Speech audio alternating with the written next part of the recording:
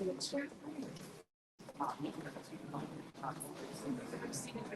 right, let's have us a town hall. But after we'll hopefully get some time together downstairs. All right? Yes. Hello, everybody. Thank you so much for being here. Okay, the big loud voice. This one? There. This one. Oh, There we go. beautiful. Hello, everybody. Thank you all so much for being here. We're so grateful to be in the city of Emeryville. My name is Eden, and I have the distinct honor to serve as Congresswoman Lateefah Simon's district director. So I am based here in the district. We have an office in downtown Oakland, and me and our incredible district team, who some of you have probably interacted with. We've got Helsa right here, and Kisha and Ellie at the table. There they are. Yay! So we are a small but mighty district team who is here to serve you. So we're very, very excited to be here. Also want to extend a special thank you to the Emeryville Senior Center for hosting us. Huge shout out to Rebecca and Kim, who have just been the most wonderful, kind, accommodating. Thank you, thank you, thank you. So I also want to take this time to acknowledge some wonderful elected officials who are in the room here with us tonight. Again, we are so grateful. Thank you all for being here and joining us. I believe we've got our city manager, Latanya Bell. We've got our council member, Klima Preforce. We got the council member, Randy Solomon. Yes, coming. We got our council member, Courtney Welch. We've got our mayor emeritus. We've got our vice mayor, Sufi Kaur. We have our mayor, David Mora. And we have our incredible assembly member, Mia Fonta. So, thank you again all for being here tonight. We are so grateful, and we also wanted to invite our assembly member Fonta to open us up with some upcoming remarks. Thank you, assembly member, for coming out. And then we're going to continue down there.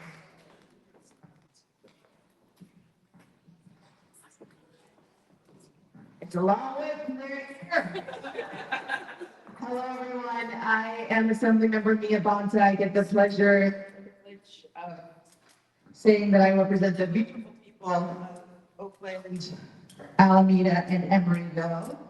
And I'm so thankful to be able to be in partnership with our amazing leaders here in Emeryville, particularly as our city council member, Courtney Welch, has just been such a partner along the way, as well as Sukhdeep. This is an incredibly challenging time. I'm out of breath, not because I just walked up a flight of stairs, I'm unhealthy, but because I just came from Sacramento, where we voted on over 30 bills. And when we are staring down a state budget that is the product of this moment in time, in terms of what the federal government, and I hate saying that because it's a very specific part of the federal government, not this part of the federal government, that is making it very challenging for everyday people to have everyday good lives. In the state of California right now, we are in the fight of our lives right now. When it comes to ensuring that we have health care for everyone, ensuring that Medi-Cal stays intact, ensuring that we have Medicare for everyone, ensuring that we have SNAP programs and food programs and schools. In the light of what is happening with this particular administration, it is very, very challenging. And we are fighting for you. We are fighting to make sure that we can preserve as many of the basic services that we all have come to rely on, that we can focus on housing, that we can continue to focus on making sure that we have a strong educational system. And it's always such a pleasure for me because in the darkness of what can be sometimes darkness of what is happening uh, as we consider all of these incredibly devastating cuts, I find incredible light in the form of knowing that I represent beautiful Emeryville. Because let me tell you something about Emeryville. You already know this, but I get to say this all the time. Emeryville, every single day, punches above its weight. It's a beautiful little city that ensures that we have amazing resources. We have a new hospital coming to Emeryville, which is going to be a phenomenal addition to the support. The level and the amount of affordable housing and mixed housing that Emeryville has been able to build and contribute to the community has been just over the last decade more than others are able to do. I need you to know that. The way that Emeryville continues to wrap its arms around the seniors, around our young people, and just entire swaths of our community, that's what Emeryville does. And when I first moved to the Bay, I had two choices where to live. I was shown a map. It was either this little city called Alameda that was on an island, or this little city called Emeryville.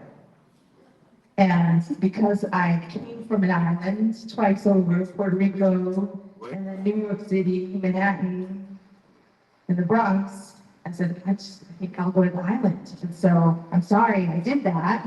But now I get to have a beautiful Emeryville. And I also get to be in service with this incredible Congresswoman. I will never get tired of saying my Congresswoman, Lateefah Simon, who I know is fighting for us every single day in the jungle that is Washington, D.C. right now. And I know she is going to lead an incredible town hall for us to be able to have your questions answered and your comments heard and understood in a way that just I've seen her be able to do so many times as she's making her way through every corner of her district. But I just want to say thank you, sister.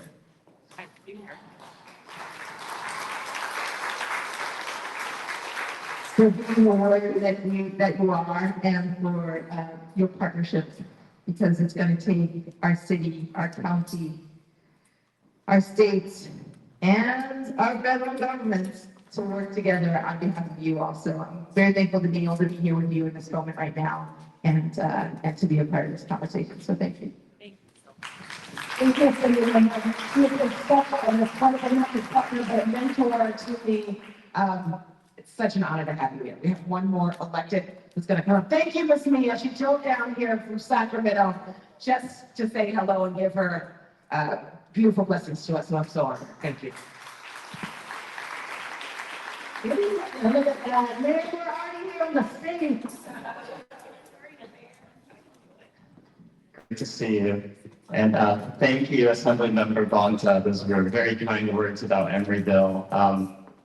As mayor, I'm pleased to welcome so many of our neighbors from all across District 12 to our small but mighty city. Round of applause. It brings me a lot of joy to be able to host you all here today. As was mentioned, Emeryville is we get a lot done locally. There's a lot where we're very small, we're very nimble, and we do punch above our weight. But there's some things that we can't do locally. Big things like transportation, on housing, infrastructure projects. And for that, just from on a very personal note, Representative Simon, it means a lot to have you come here and have Emeryville host you. Having a partner in Washington, it means a lot to us. And I know things are crazy out there. It is a jungle. I know many of us have a lot of anxiety about what's going on the national level. I don't know. I'm sure that Representative Simon won't be able to put all of your anxieties to rest, but I'm sure she will do her best. Just in time for the mic to die. Speak loud. Well, let's open the floor to Representative Simon to tell us what's going on in Washington. Please join me in welcoming her. Hello.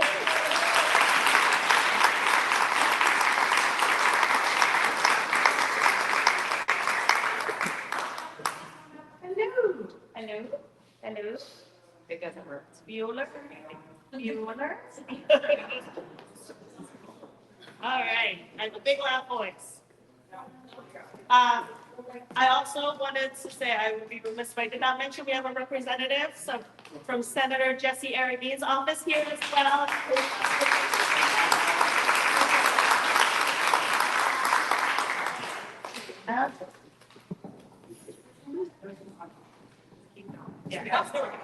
All right. So I just want to set the stage a little bit about how tonight is going to go. I will be your moderator for tonight's program. Tonight we'll hear an update from the Congresswoman who's going to share with us what she's been doing in DC and in the district. And then after that, we will be taking some questions. You guys have seen our staff members moving around the room with some half sheets. I want to encourage you, please, please, please do fill it out. Our team will be consolidating the questions into themes so that we can get to as many of your pressing questions as we can. And then we will also open up the mic for live Q&A on the floor as well. I do want to encourage, I know that we have limited time in this space, so I really do want to ask folks to fill out the half sheets if you can. It helps us know what you guys are concerned about, and we do read every single one and log every single one. And it helps ensure that you're added to our newsletter so that we can follow up afterwards with updates and answer your questions more that way. So thank you so much. And with that, I'd like to introduce our Congresswoman, Lateefah Simon.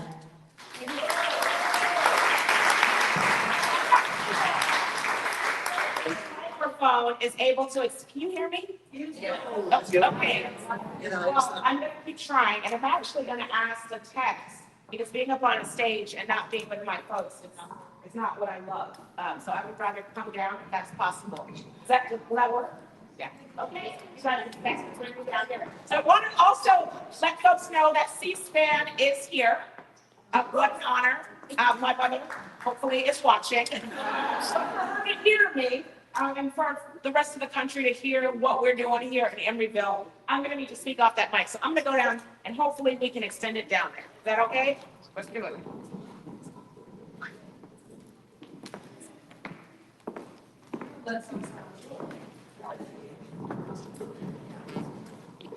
All right, this feels much better.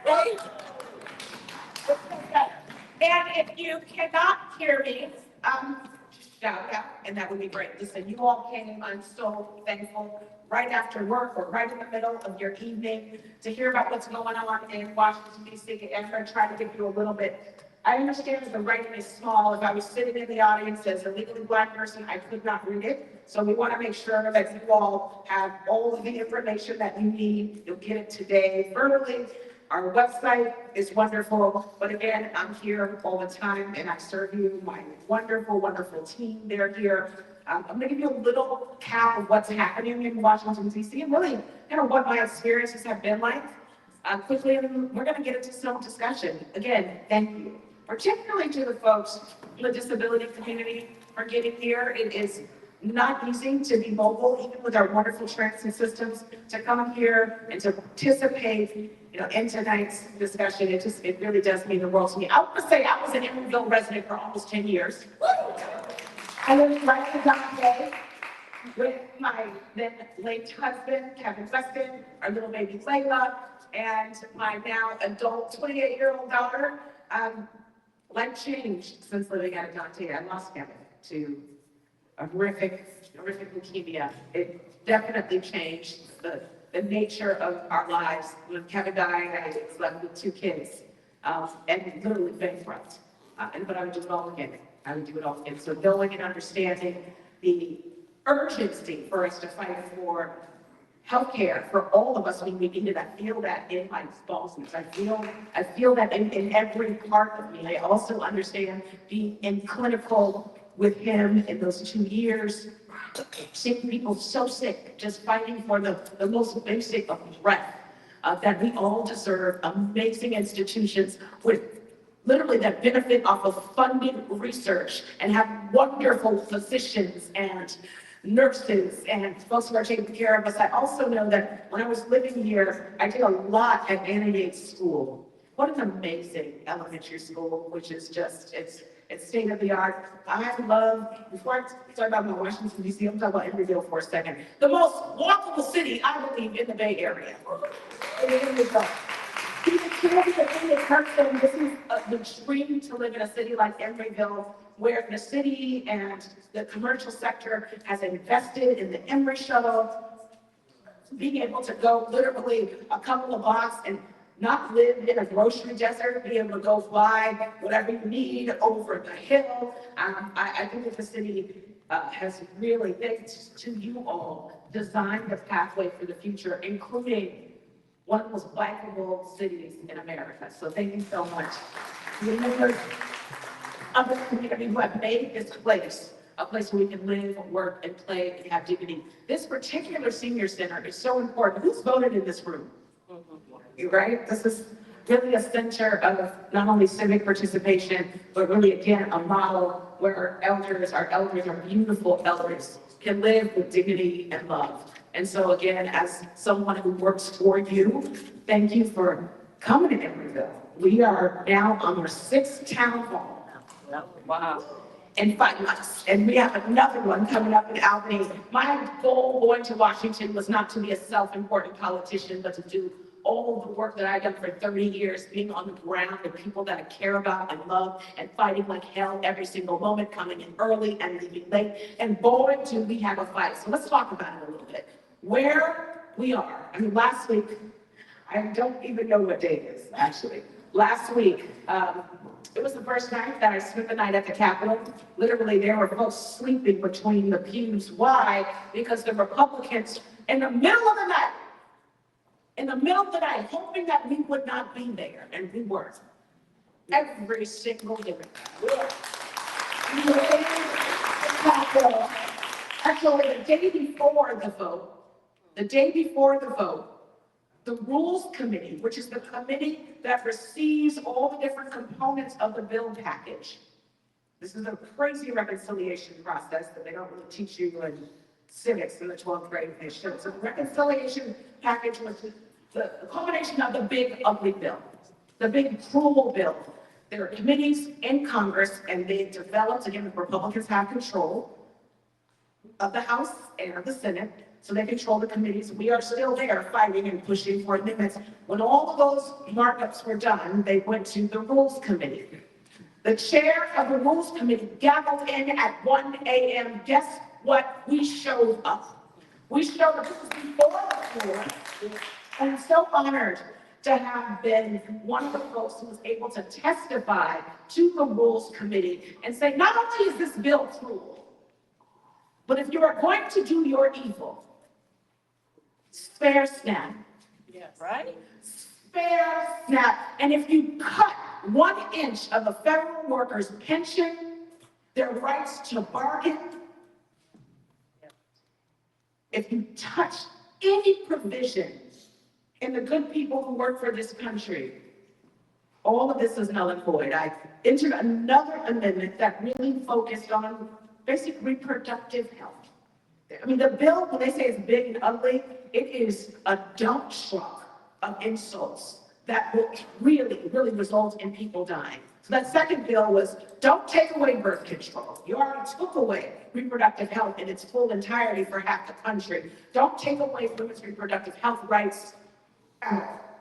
Just spare the women, spare the hungry. How about spare the poor, spare the widow and the elderly?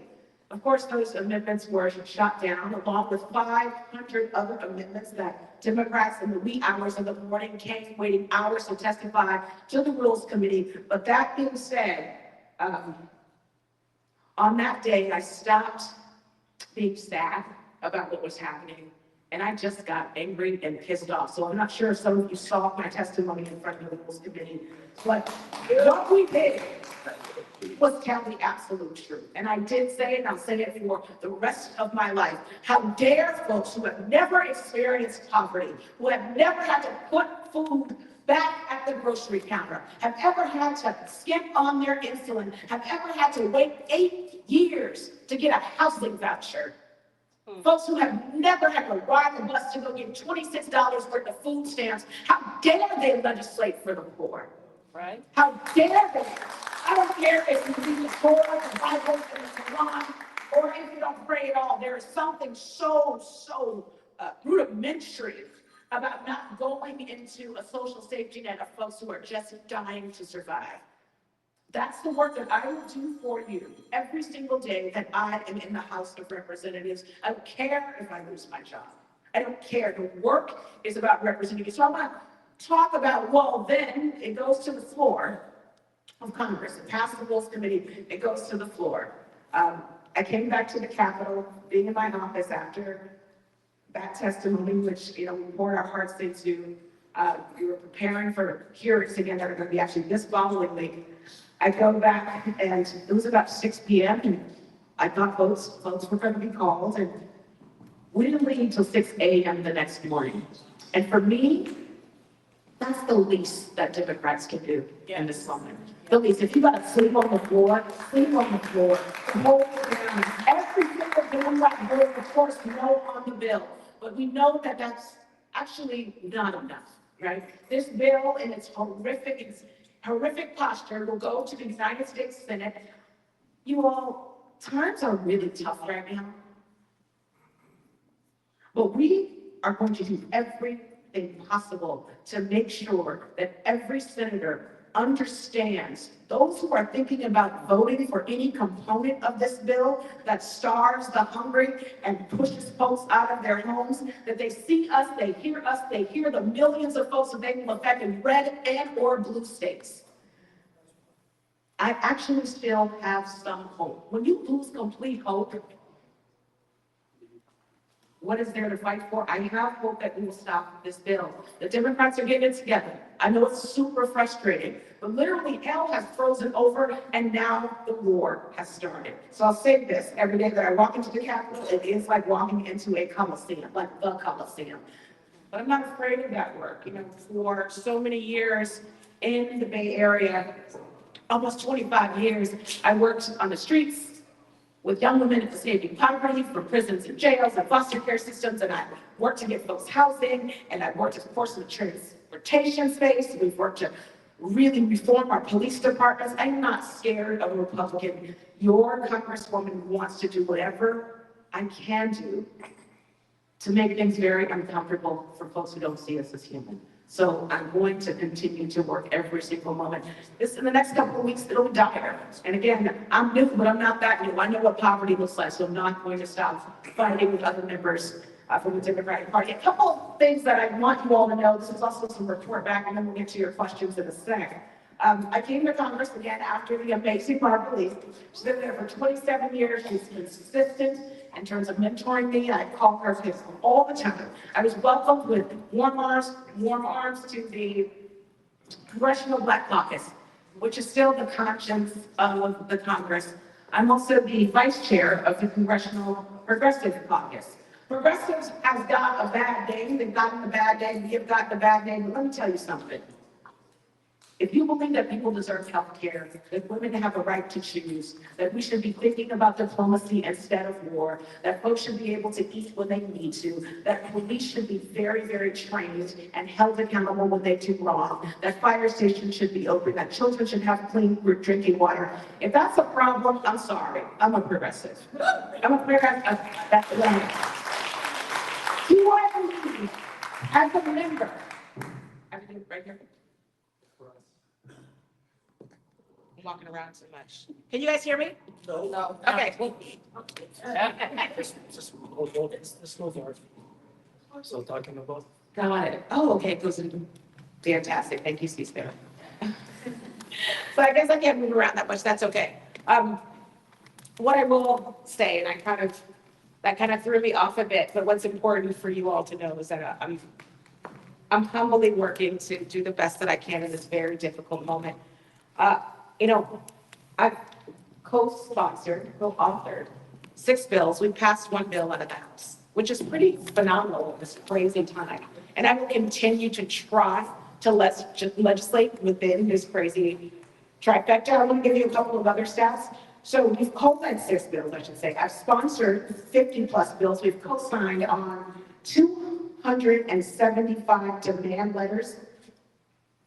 Demand letters. Although strongly worded letters don't do much in this administration, we know that every single tool that we have in the box, we are going to have to use. You know, we've been pushing back on the crazy and ridiculous and cruel immigration policies.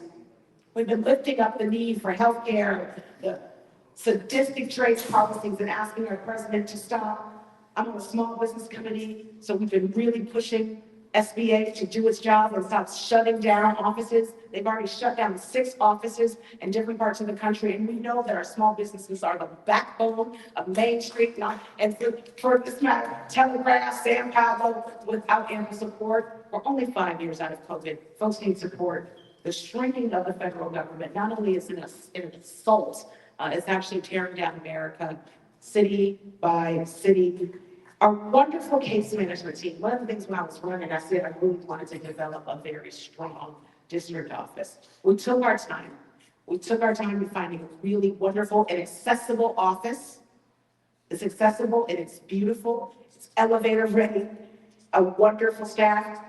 They've already closed 3,000 cases. Excuse me, we took 3,000 cases. We've closed 195 and counting, I want to say. We've returned, actually, I'm pretty competitive of all the members of Congress. I think we've probably returned the most money of any freshman office. We returned $1.56 million in Social Security and IRS benefits. We're here to fight in TC, but we're here in the district to serve. And we have brought home in 5 short months, despite again, the horrific grant cuts, we brought home $10 million. There's more to come. There's more to come. So again, the work that we're doing, I wanted to give you all those stats, but again, as a freshman member of the Oversight Committee, I think it's one of the most important committees in this moment because we have oversight, again, over the federal government. What is difficult, and elections do have consequences, when your chairman is a Republican and we can't call our own hearings. We cannot call our own hearings. When there is a hearing, we only get 1 witness. Republicans can get 3 or 4. So it's very difficult until we flip the House to be able to do the investigatory work that we need to do to hold this president accountable. I am hopeful that we will win back the House as folks in red states begin to see and unravel that their party is not working for them. That soybeans are rotting in middle America, right? That farmers who voted for hope and change are facing their farms being broken down. They're not receiving the grants that they were getting from USAID. Guess what? Because somebody came in and decided to destroy some of the most important parts of our federal government. Our relationships with the global, with USAID, was so critical. Breaking down the Department of Education, sadistic. I mean, I can go on and on. Firing over 2,000 veteran workers on Valentine's Day, and those firings continued. Over 2,000 workers from the federal government in our district alone were fired. Literally, some right at the point where they were going to begin their retirement. So while there's so much hell going on, one of the things that I do feel like we're going to win and we're going to repair. There's only so much evil that we can take. We are losing our democracy day by day. We are losing the republic. I've been saying it's on hospice, but I've been corrected. Hospice is terminal, right? We're in ICU. And we absolutely need to fight with all we have. The durable movement that is here in the Bay Area gives me so much hope. But again, as Democrats continue to align in the House and in the Senate, and we fight back and try to bring a couple of those folks on the other side, we only need 2 or 3 members of the Senate to kill this bill. The margin of the big bad bill in the Congress, we lost by 1 vote. One vote. So there's no mandate for this craziness. There is absolutely no mandate. We will not only continue fighting back literally, Hakeem Jeffries will have to gavel in 2 years, but until then, I'm here on ground wanting to hear from you. So I can say right here, you have a few questions, and then we will go, there's some questions that you all wrote on cards, and then we'll go to the direct questions. Does that sound good? That sound good, folks? I'm so glad you're here. What I think everybody that could have said is we could have brought water next time. Yeah, next time. And maybe some food. Okay, so there's some water there, and do we know where the restrooms are? Yes, ma'am, it's up here in the house. Okay. I ran in this organization for a long time, so I try to get the details in there. All right, so we have some questions. I've got some questions. Look at that. We're improv. I'm gonna give you a tough one number, so there are a few questions in this question, but I think they're all related. What is the current state of the Democratic caucus? What strategizing and planning is there taking place? And what are the plans for the midterms?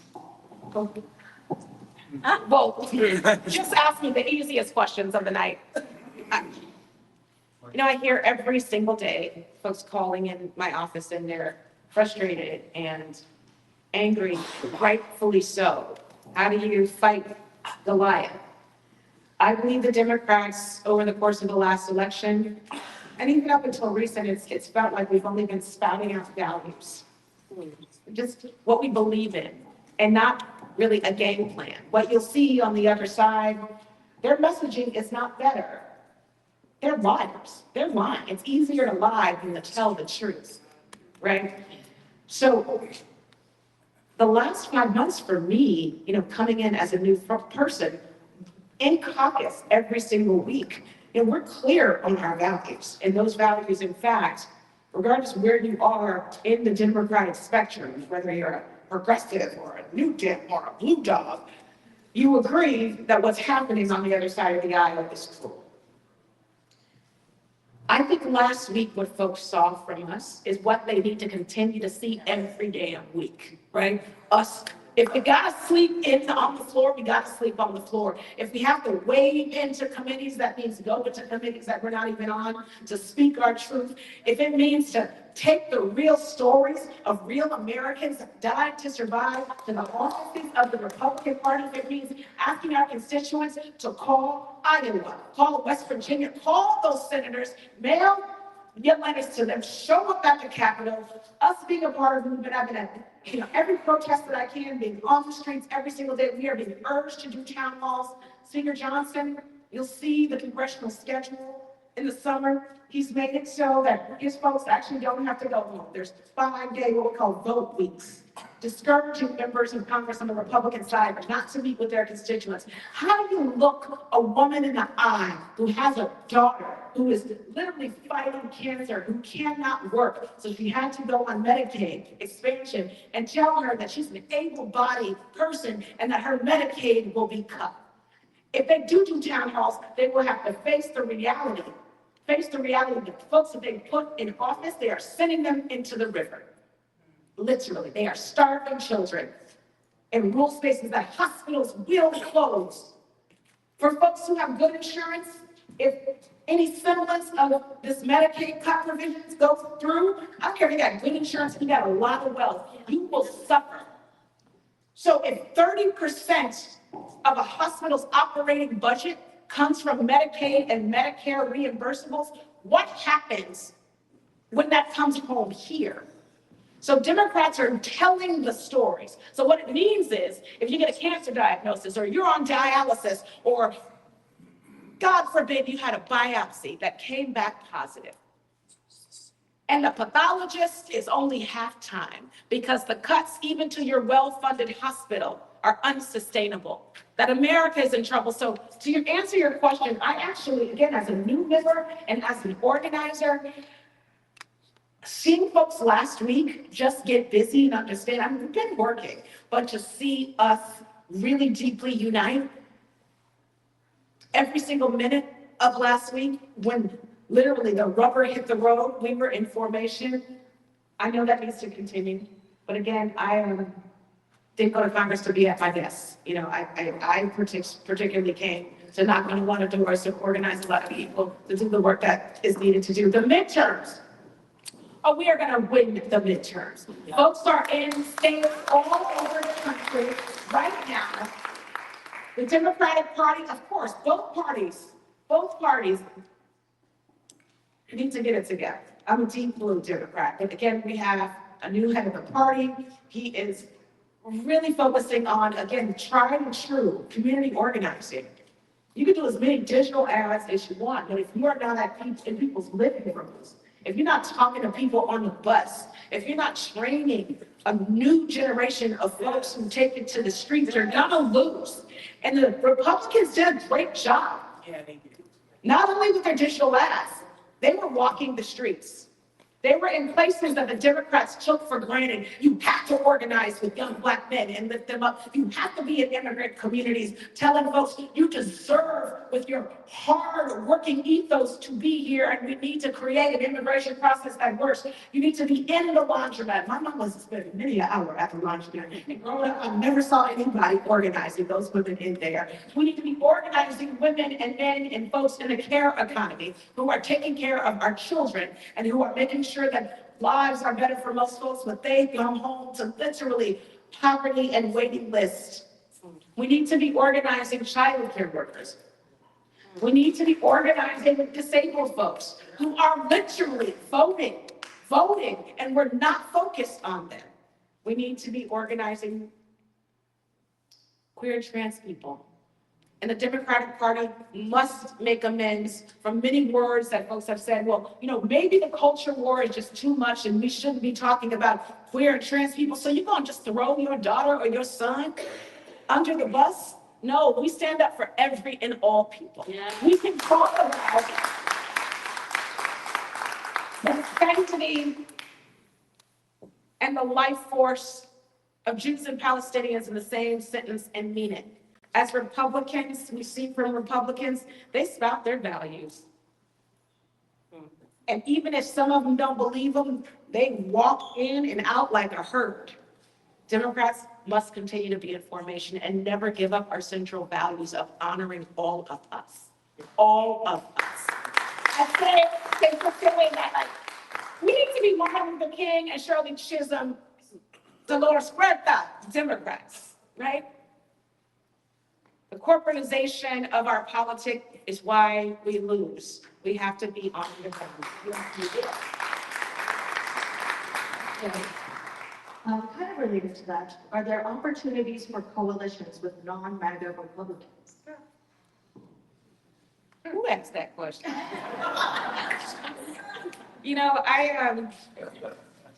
for the majority of my adult life, I have worked with adversaries. That's, you know, right? Selena, that's how you get things done, right? Like, this is how we get things done. You work with people who don't agree with you. I come from the Bay Area, born and raised. I went to Mills College. I learned conflict resolution at Mills College. I worked in prisons and jails and on the streets with young people who were suffering. I was under the impression that I was going to make amazing relationships with Republicans. In fact, during orientation, when you win your seat in Congress, a few days later, you got to go get training. And it was beautiful. It was a bipartisan crew of us, all of us Republicans who were voted in and Democrats. I was under the impression those first 2 weeks that I was going to really develop those relationships. It's still my goal. But what shocked me on the first day of committee, having members of our freshman class and others on the Republican side show their racism, their homophobia, their lack of concern for poor people, they're lifting up billionaires like Elon Musk. I was shocked. And I don't know why I was shocked, but to see it up close and not on C-SPAN, it was shocking. It was shocking. The hoods are off in Washington, D.C. Yeah. The hoods are off. They don't care about you. So yes, there are a number of folks that I believe are not of that cult within the Republican Party, and I'm going to make my business consistently, like I have on the Small Business Committee. We have some really good, hardworking folks on both sides of the aisle. In that committee, I've again co-sponsored a bill and co-led a bill which moved through the House with another Republican. There are folks who want to do right. Again, the sadistic politic that wants to split all of us up. I can't necessarily work with folks who won't answer the phone or who won't answer the door, who are hell-bent on destroying America and making sure that the few have everything while all of us suffer. Our job is to make sure that they lose their seats.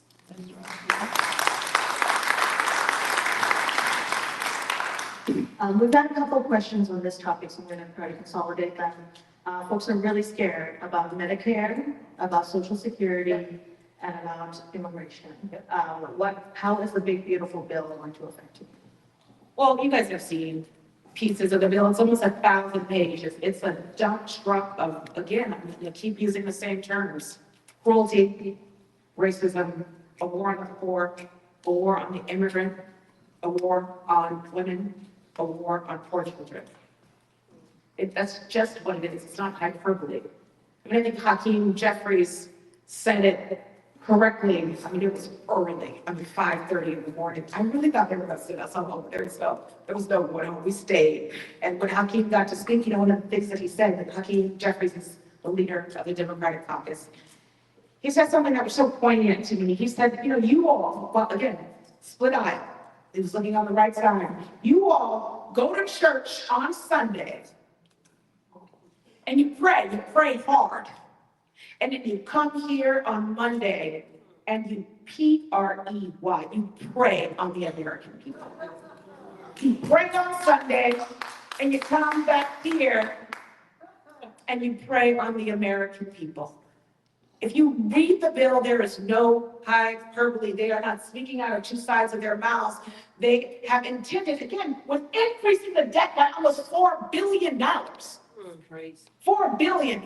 Elon Musk came in and fired federal workers, again, including workers at the VA hospital who are taking care of folks who have sacrificed their lives for this country, fired folks from the Department of Education, particularly cutting the Office of Civil Rights in the Department of Education that does the investigations for sexual assault on college campuses.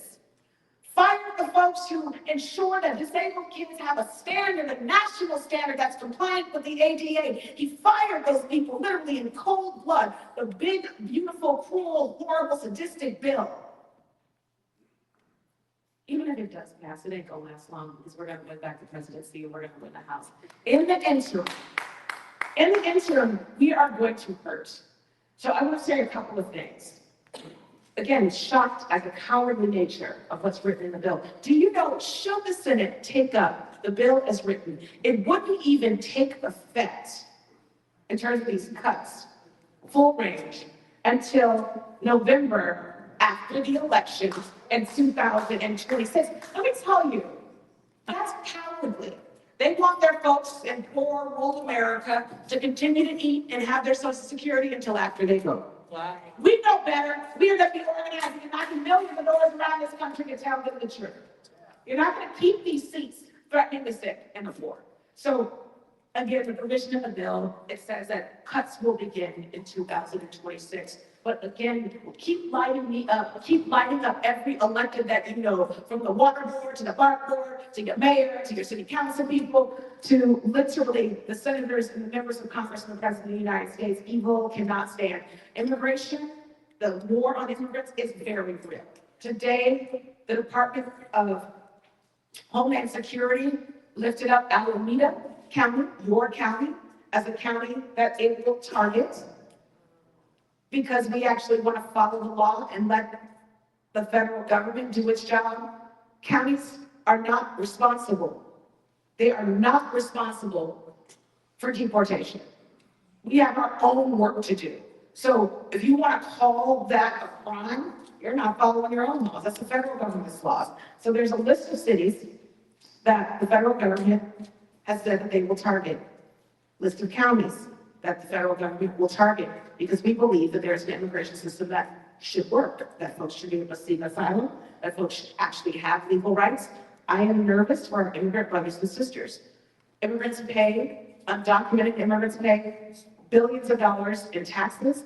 We have failed them by promising that you can leave countries of tyranny and come here and seek asylum and get fair work. We have not created the infrastructure for that. We also, by cutting off USAID, do you think we help end mass migration? Absolutely not. So I'm nervous for immigrants. We have to continue to fight. I'm nervous about Social Security, devastated about Social Security and Medicaid and Medicare under a Republican regime.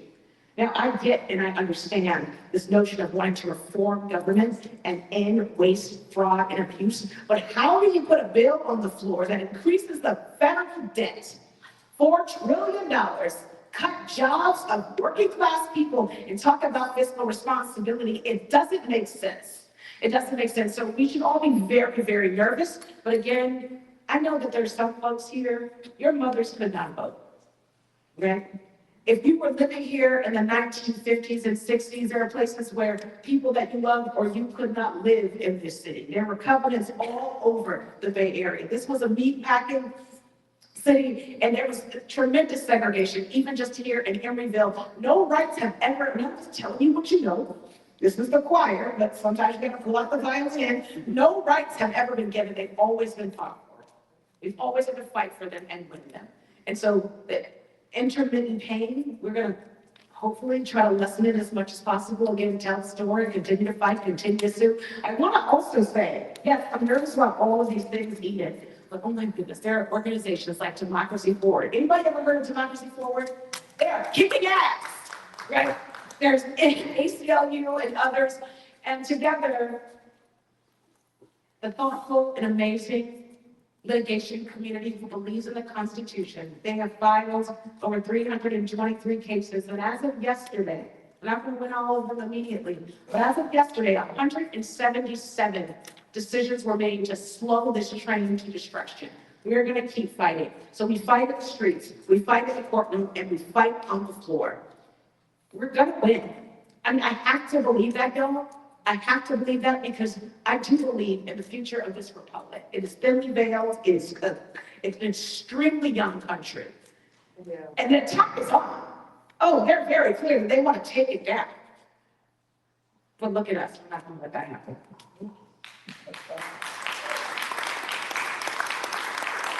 We're 56, and so I want to make sure we're going to run a little bit over time, but I do want to hear from a few folks in the room. That's good. That's good. And our tech situation has made it so we're not able to bring a mic into the crowd. But if folks will raise their hands, I'm going to try to call on two folks. And then if you could say your questions big and loud and proud. And how will we get it? Okay, well, I can be that. Okay, great. Let's move on. We've got this young woman in the back. Hi, my name is Kenley. It's a pleasure to meet you. I'm a college student right now. Where are you at? What's school? I'm at Marshall College in New York City. Okay, girls' education. I'm a political science major, and a lot of young voters see their politicians as not listening to what they have to say and feel unseen and invalidated. I'm just wondering what you are doing and what you're planning on doing to make sure our voices are being heard and uplifted with everything going on. Like in the long run, it will be affecting our lives for much longer. And on top of that, we are straight up future. So yeah. Well, I'm going to disagree with you a little bit. Will you summarize what she said? Yeah.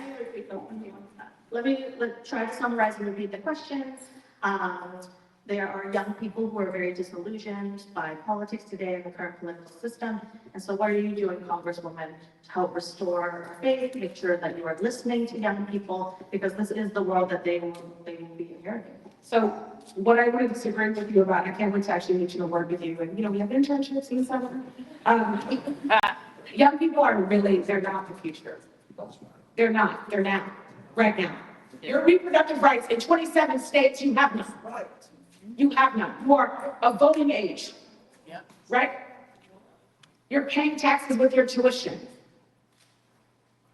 I have run a youth organization for half of my career, building up the political power of young people who have been told that decisions should be made for them, particularly young people who are surviving the streets, particularly young people who are surviving alone. And some of the best work that I have seen in my life has come from the organizing and the movement building of young people who have everything to lose. You have everything to lose, from the air literally to the ground. And everything that I am about is centering young people, particularly centering young people and people who folks have never listened to. I tell folks, I don't have money, we don't have a big budget in our office, but what we do have, we have keys. We have keys to opportunities. We have keys to connect you with folks. And for me, the number one folks that I'm listening to, I'm listening to all of us, really is young people. Really. The youth movements of this country are the ones that sustained movement, including the civil rights movement. That's right. Clearly, those were young people. Ella Baker was one of the mothers of the civil rights movement. She said, young people come first.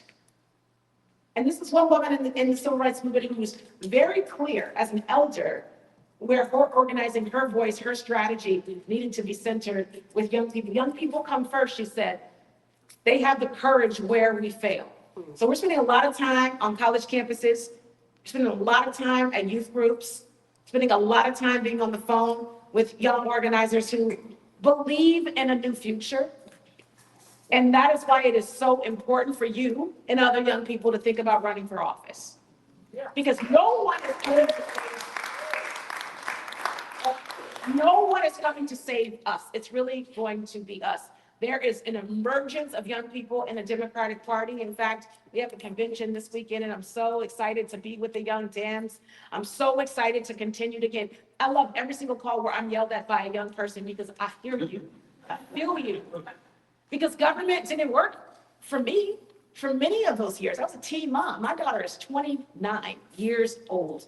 And being young and pregnant and without stable housing and poor and trying to go to city college at the time and working full time, it's like, where are the pro-lifers?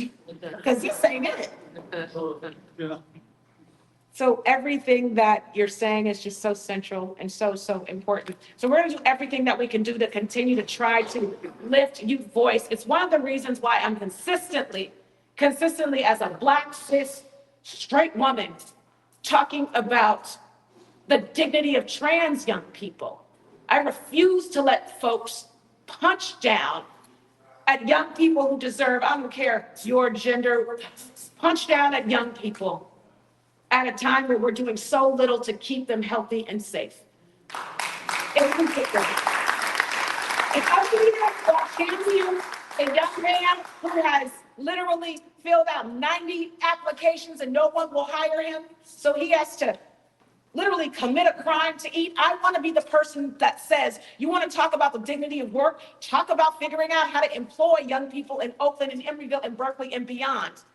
There is an underground street economy that we don't have to settle for. So young people, whether it's employment, whether again, it's the federal government has moved the student loan processing to the Small Business Administration. This is why you need to run for office, work with the federal government. Continue and work with me and others to shake down folks who have no idea what they're doing. Everything that we should be doing right now, we should be looking 30 years ahead. Why don't we have transit that works? We're looking 2 years ahead. Why don't we have a commitment from Democrats to fight for free public education? Why is half this room still paying $223 on their student loans after being out of college for 30 years? Because we're not thinking really about how young people are going to move into civic life. As someone who's dedicated myself to young people and all the work that I've done professionally, as a mom, a single mom, I'm a widowed mom, all I can do is work for young people. They have the courage where we fail. So thank you for your question. Thank you.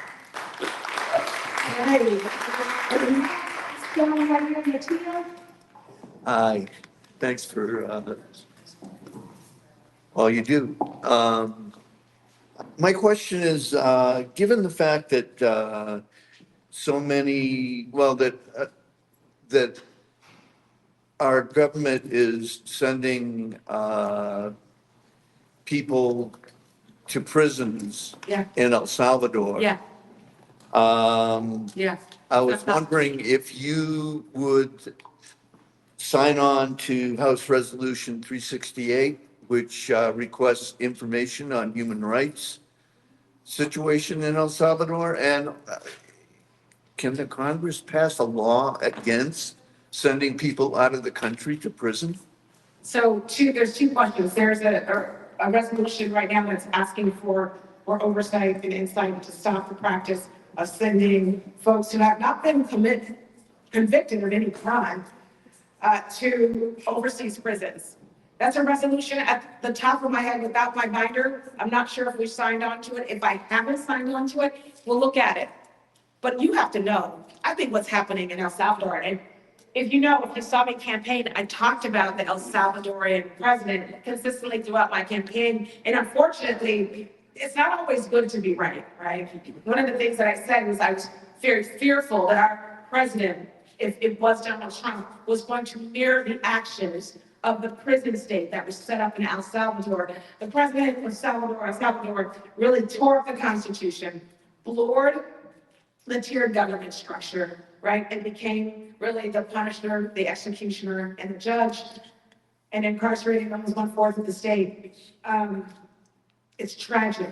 And yes, I'm completely in support. I haven't looked at the resolution, don't know if I've signed it. If I have, the number didn't sound familiar offhand.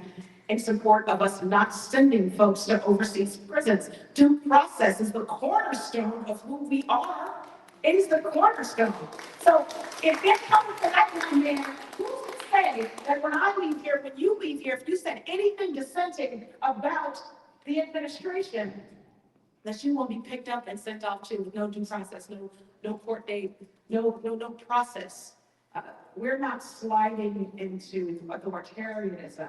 We're here. Right. We're here. We're here. We are not safe. Members of Congress are not safe. You're not safe. We've been struggling on safety and security in our own communities. Yeah. Thinking that we might have some federal protection.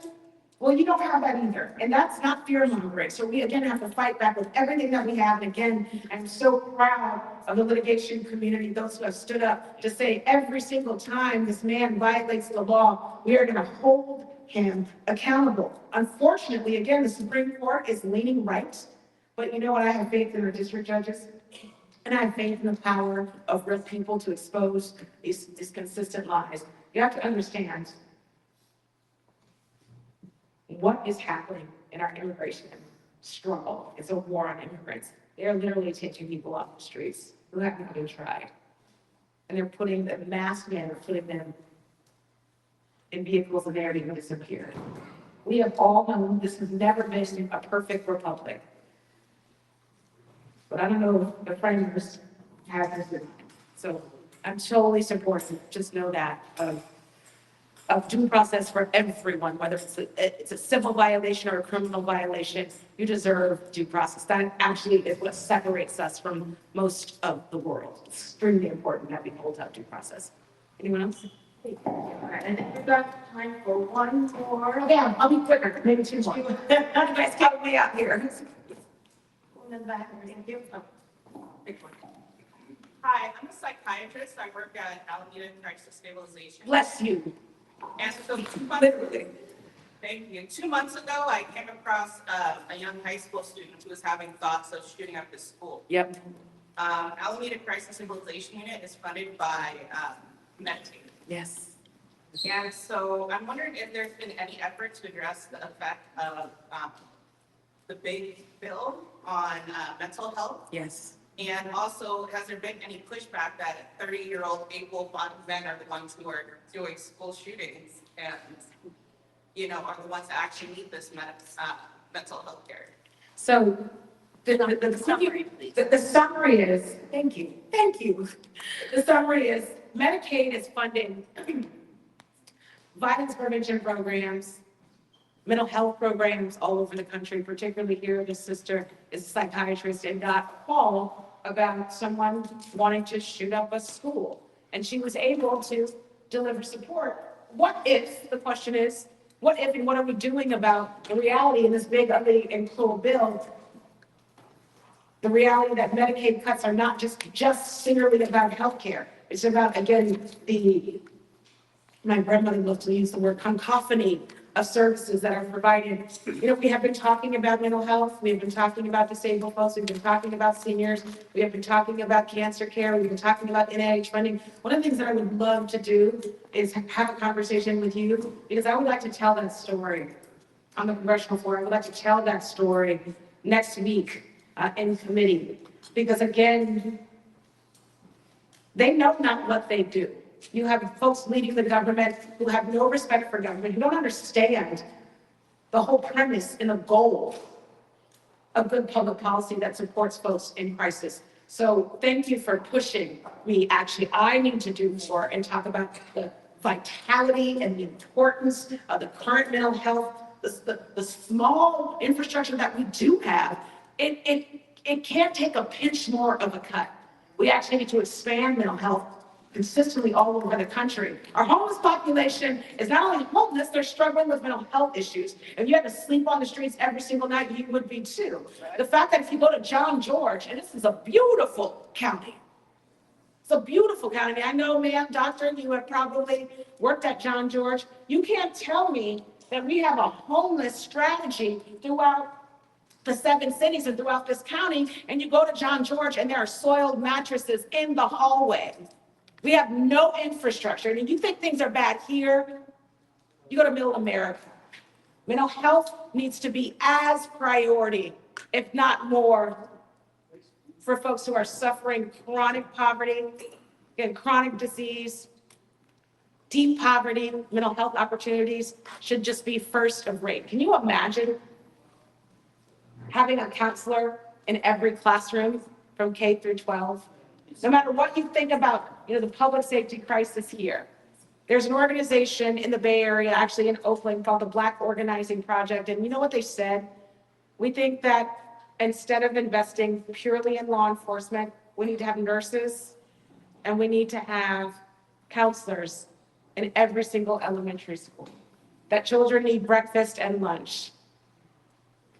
That law enforcement looks like, think about enforcing laws. If you have healthy people and they have mental health opportunities, from the time that they enter the K through 12 space to when they leave, they'll be better off. And you're absolutely right. Gun availability and mental health you put together without mental health services, again, from K through 12, not just when we're in emergency, are critical for all of us to have the communities that we want to live in. Listen, beloved communities, yes, now I'm a progressive and I like Birkenstocks and the whole thing. But beloved communities, it's not a science. It's an art to just say, hey, you give people what they need when they need it, and we're all better off. So I think we have time for one more question. Oh, man, I'm scared. But you know what? And I'm not also going anywhere. I'm trying to be here every week. It's a lot of miles. I'm learning how to sleep on planes. This is not the last time that we'll be talking. I just got in office. I am here 100% to serve consistently, always, every single day. Calling our office, call my office, you will get a live person. We will be doing more town halls. This is what I got in office to do. So if we don't answer the question tonight, know that literally tomorrow you call, you're gonna get somebody who answers, and email me, we will get back to you. But again, if there's a lot of places where we'll be seeing each other face to face. Last question. So that's on the. Hi, Congresswoman. I'm Jennifer Rose. I'm with Emeryville East Bay, and I want to first thank you for agreeing to speak at our June 14th Kings rally in Oakland. Yes. My question is about the premium subsidies or tax credits for the ACA, the enhanced credits that are going away with the Affordable Care Act. For those of us who lost our job because of this administration, which is going to be in the hundreds of thousands. Yes. Now having to access, and thank God the ACA exists. That extension of those tax credits is not part of the big Google bill. Yes. So what is anybody talking about extending those? I really appreciate you bringing it up. So the question is the tax credits, ACA, there's a clear attack on ACA.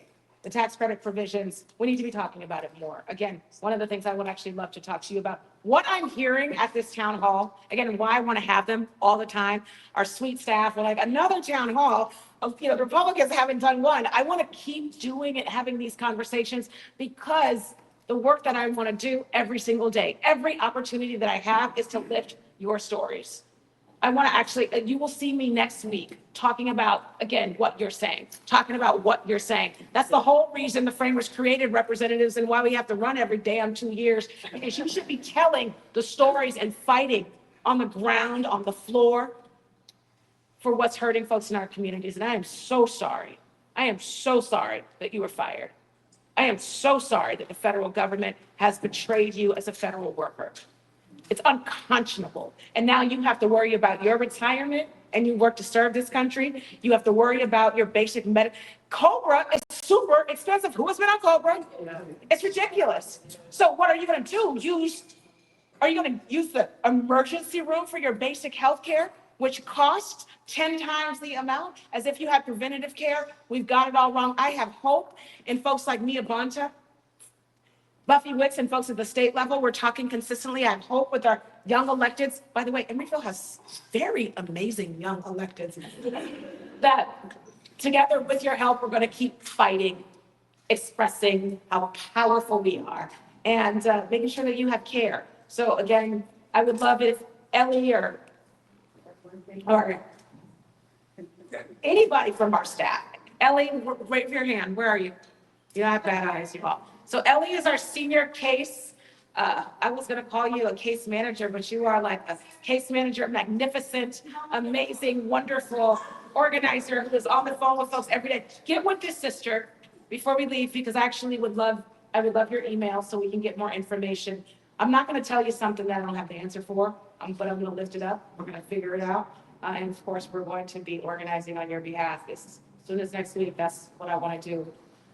The staff are going to want to make me leave, and because of course the wonderful staff for the senior center, they are working overtime to have us here today. So I want to thank you all. I want to thank the security. And also very because they are coming into a space, a community space, and having a lot of security. I mean, it's not safe right now to tell the truth. And so all that negative stuff that we get, I will take it every single day if it means fighting for the folks here and outside. So thank you for dealing with that small inconvenience. Take information outside, but just know, again, the cards that we have will answer your questions. We'll send information out, check our website, give you good and bad feedback. The bad feedback will make me a better servant to you, servant leader. That's what I'm here to do. So again, I want to thank everyone so much for coming out, and let's just keep going. Let's keep fighting. Keep going. Keep going and keep fighting and dignity and inclusion, right? And rigor. So thank you so much, everyone, for coming. Appreciate you all.